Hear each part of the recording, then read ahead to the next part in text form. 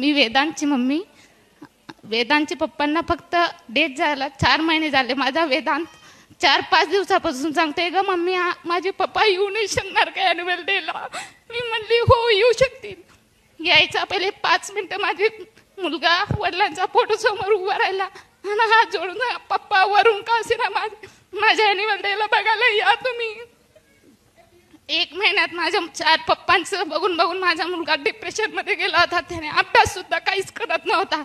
पण शिआय मॅमने सांगितलं त्याला पाठवा काहीही करा. शिआय मॅमच्या याच्याने तो 1 महिन्यात मुलगा माझा अभ्यास करायला लागून गेला. म्हणून म्हणताय मुलांना जेवढं प्रेम द्यायची तेवढं द्या. मग तर माझ्या मुलांना थोडंसं प्रेम भेटलं वडिलांचं. एवढं प्रेम द्या मुलांना. आपलं आयुष्य आपण सांगू नाही शकत काय होतं असं. आज त्याचे पप्पा राहिले असते तर मुलाला किती आनंद झाला असता. बरं मी आज माझं दुःख ठेवून इथं आली आहे आणि आजी बाबाला बी घेऊन आली आहे.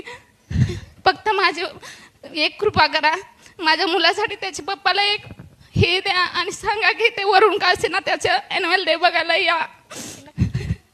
आणि आज शिआय मॅमने 4 महिन्यापासून शिआय मॅमने कधीच फीचं विचारलं नाही काहीच नाही. माझ्याकडं बघून शिआय मॅमने सुद्धा माझं सर्व दुःख बघून घेतलं आहे. मी शिआय मॅमचे खूप खूप मनापासून आभार मानते.